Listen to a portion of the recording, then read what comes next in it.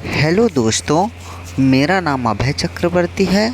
हम मध्य प्रदेश जिलेवार सीरीज को स्टार्ट कर रहे हैं, जिसमें हम रीवा संभाग को देख रहे हैं। रीवा संभाग में हम रीवा ज़िले से जुड़े सब महत्वपूर्ण तथ्यों को पढ़ चुके थे।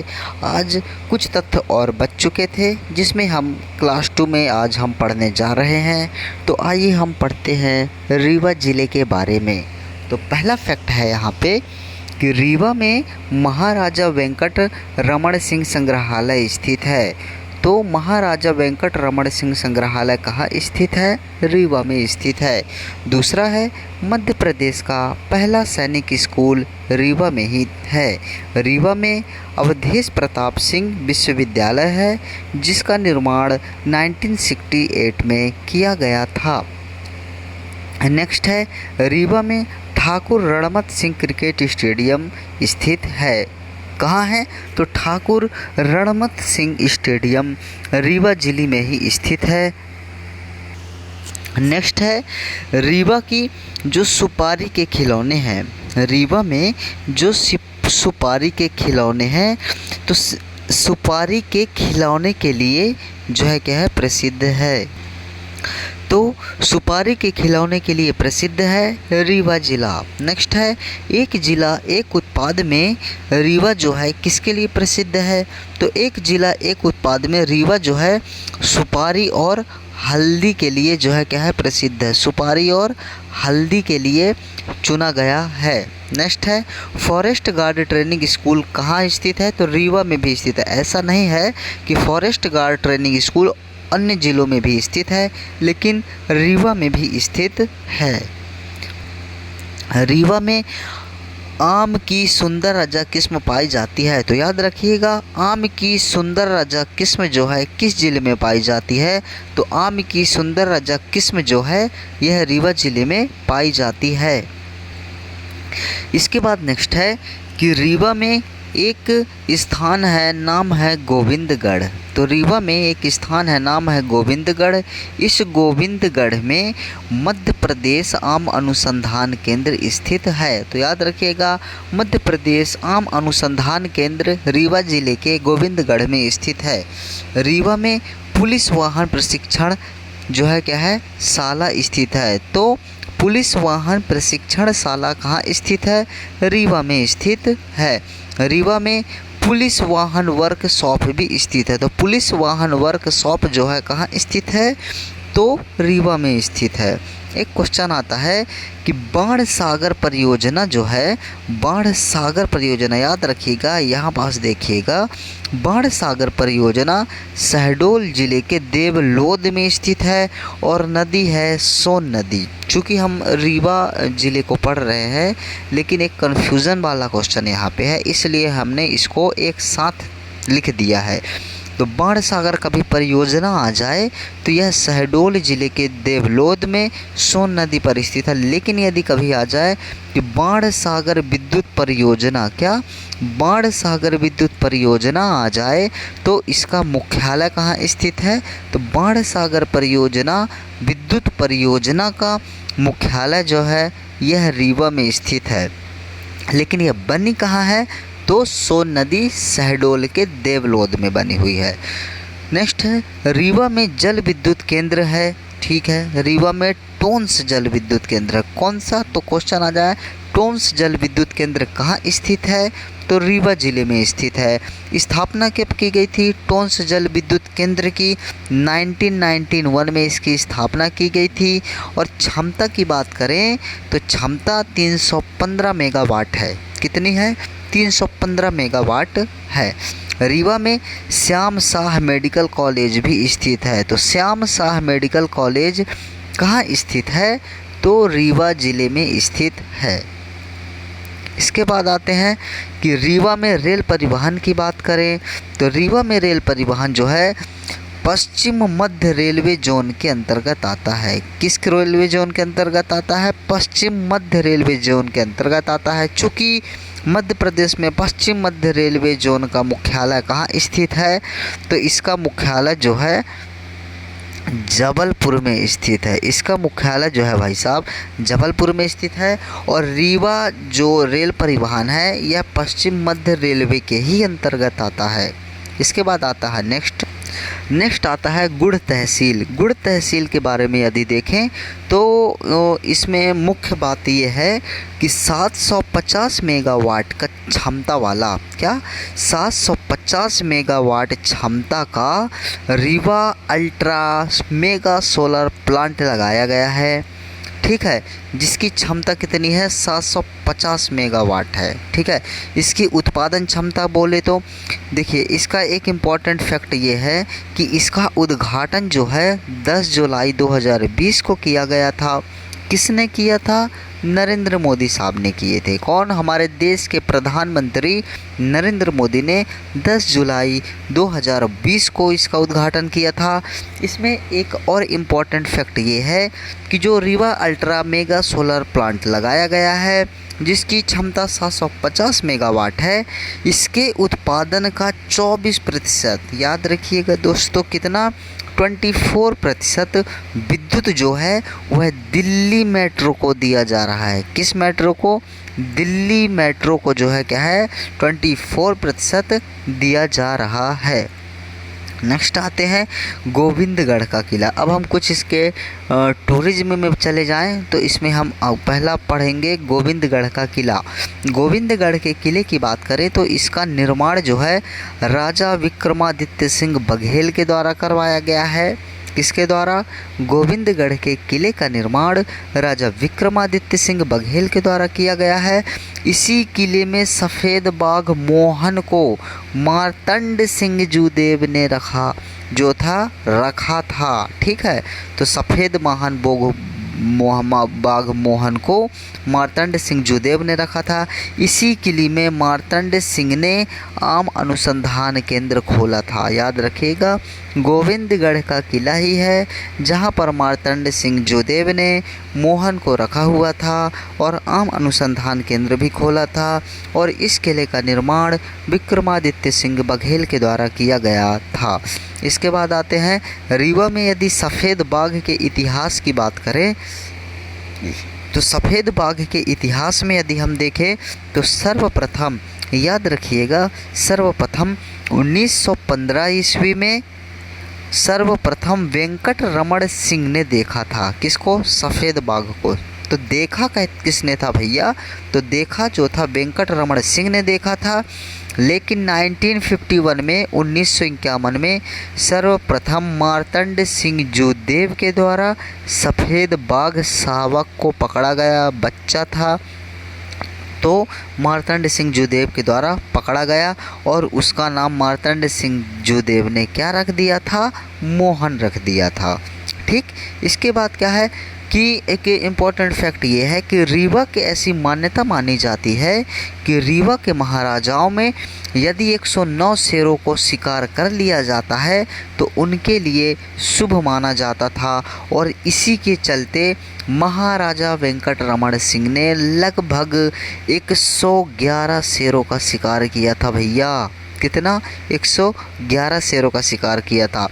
चूँकि महाराजा वेंकट रमण सिंह ने 111 शेरों का तो शिकार किया था, लेकिन मार्तंड सिंह जब जूदेव इसके बाद आते हैं तो मार्तंड सिंह जूदेव जो है क्या करते हैं? मार्तंड सिंह जूदेव जो है यह शिकार पर क्या कर देते हैं भाई साहब? शिकार पर जो है क्या है प्रतिबंध लगा देते हैं। शिकार पर क्या कर देते हैं? ये प्रतिबंध लगा देते हैं। राइट, तो इतना हमारा हो गया। हमने ये देखा रीवा में सफ़ेद बाघों का इतिहास, गोविंदगढ़ के किला और गुड़ तहसील के बारे में देखा। नेक्स्ट देखते हैं रीवा के किले की बात करते हैं। तो रीवा के किले के निर्माण की शुरुआत की बात करें तो सलीम शाह के द्वारा की गई थी। किसके द्वारा? सलीम शाह के द्वारा की गया था। और पूर्ण जो है विक्रमादित्य सिंह बघेला के द्वारा किया गया था। तो शुरुआत सलीम शाह ने की थी और पूर्ण विक्रमादित्य सिंह बघेल ने किया था। चूँकि रीवा के किले के अंदर ही महामृत्युंजय मंदिर स्थित है, इसीलिए इसी महामृत्युंजय मंदिर के कारण रीवा में हर साल मेले का आयोजन भी किया जाता है और उस मेले का नाम ही है महामृत्युंजय का मेला। राइट। वर्तमान में ये जो रीवा का किला है, इस किले को संग्रहालय के रूप में परिवर्तित कर दिया गया है। इसके बाद आते हैं नेक्स्ट में कि जालपा माता का मंदिर रीवा में स्थित है। महिषासुर मर्दिनी का मंदिर रीवा में स्थित है। लक्ष्मण बाग धाम रीवा में स्थित है। पचमढ़ा मंदिर जो है कहाँ स्थित है, तो पचमढ़ा मंदिर जो है यह भी रीवा में स्थित है। देवर कुठार, याद रखिएगा ये देवर कुठार स्तूप है ना, जो कि अशोक के शासनकाल के समय 3री शताब्दी में रीवा में निर्माण किया गया था। रानी का तालाब की बात करें, इसके बारे में भी हम जानकारी इकट्ठा करेंगे। घिनौची धाम भी रीवा में ही है। और चिरहुला मंदिर जो है क्या है, यह कहाँ स्थित है, तो रीवा में ही जो है क्या है स्थित है। इसके बाद बात करेंगे कि रानी का तालाब। रानी के तालाब की बात करें दोस्तों, तो रानी का तालाब जो है राजा भाव सिंह राजा थे उस समय, भाव सिंह, और इनकी पत्नी थी अजब कुंवरी।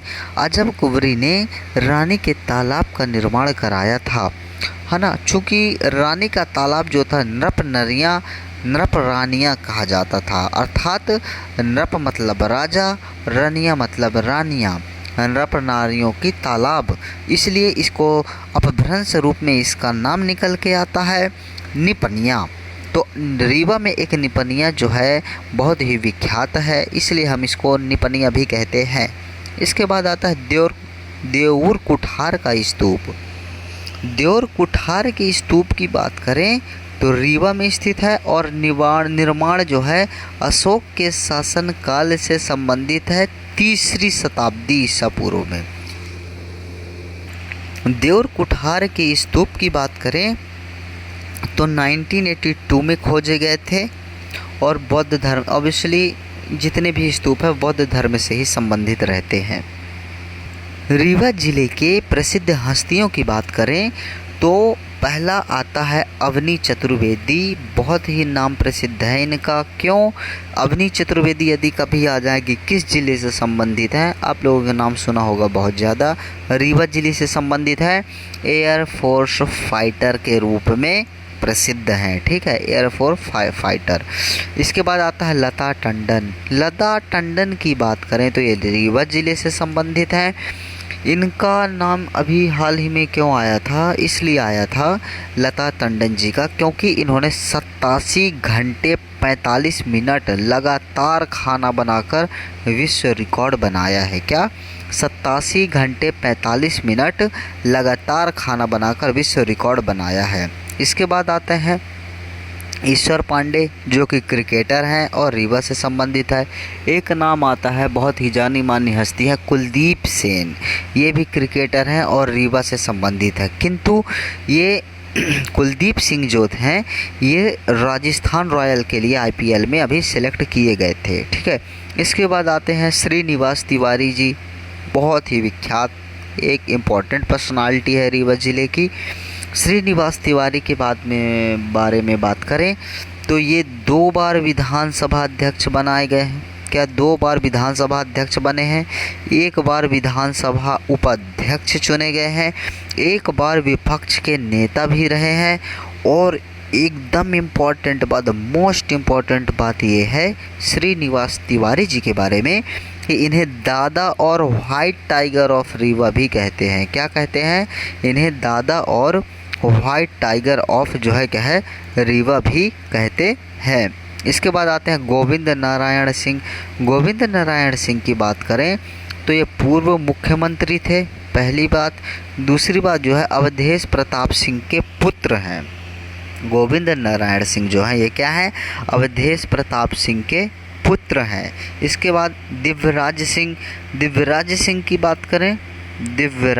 की बात करें तो रीवा सिरमौर में 2 बार विधायक रहे हैं और अभी जो वर्तमान में विधायक है ना तो दिव्यराज सिंह ही हैं। इसके बाद आता है पुष्पराज सिंह, पूर्व कैबिनेट मंत्री। इसके बाद आते हैं मार्तंड सिंह जुदेव। मार्तंड सिंह जुदेव की बात करें तो 1971 ईस्वी में पहला लोकसभा चुनाव लड़े थे और पहला 1971 में जब लोकसभा चुनाव लड़े थे तो लड़े बस नहीं थे भाई साहब, जीते भी थे। ठीक है। और रीवा के अंतिम महाराजा के रूप में जाने जाते हैं मार्तंड सिंह चुदेव। गुलाब सिंह, गुलाब सागर डैम, याद रखिएगा गुलाब सिंह भले रीवा से संबंधित होंगे, लेकिन याद रखिएगा कि गुलाब सागर डैम जो है यह रीवा में ना होकर सीधी जिले में स्थित है। और नदी की बात करें तो महाना नदी पर स्थित है। किस नदी पर स्थित है? गुलाब सागर डैम जो है यह महाना नदी पर स्थित है और जिला जो है सीधी जिला है। इसके बाद आते हैं रघुराज प्रताप सिंह बघेल। रघुराज प्रताप सिंह की बात करें तो इनका शासनकाल जो रहता है 1854 से 1880 तक रहता है। कब से कब तक? 1854 से 1880 तक। 1857 की क्रांति में इन्होंने अंग्रेज़ों का साथ दिया था। साथ देने के कारण रघुराज प्रताप सिंह को सुहागपुर और अमरकंटक मुआवजे में मिला था। The night commander of the star of India उपाधि इनको अंग्रेज़ों के द्वारा प्रदान की गई थी। इसके बाद विश्वनाथ सिंह बघेल आते हैं। विश्वनाथ सिंह बघेल की बात करें तो एक कवि और एक राजा के रूप में विख्यात हैं और इनका एक नाटक है आनंद रघुनंदन। चूँकि आनंद रघुनंदन के बारे में भारतेंदु हरिश्चंद्र जी कहते हैं कि हिंदी भाषा का यह पहला नाटक है। क्या? हिंदी भाषा का जो है क्या है, यह क्या है, हिंदी भाषा का पहला नाटक है। इसके अलावा ककाहरा शब्द रामायणी सगुण साकार रूप में लिखा है। किसने? कभी क्वेश्चन आ जाए कि ककाहरा शब्द रामायणी किसकी रचना है, तो विश्वनाथ सिंह बघेल की रचना है। दोस्तों, यहाँ पास हमारा रीवा ज़िला समाप्त होता है। आशा करता हूँ आप लोगों को वीडियो ज़रूर पसंद आई होगी और आप मेरे चैनल को सब्सक्राइब करें, शेयर करें। धन्यवाद।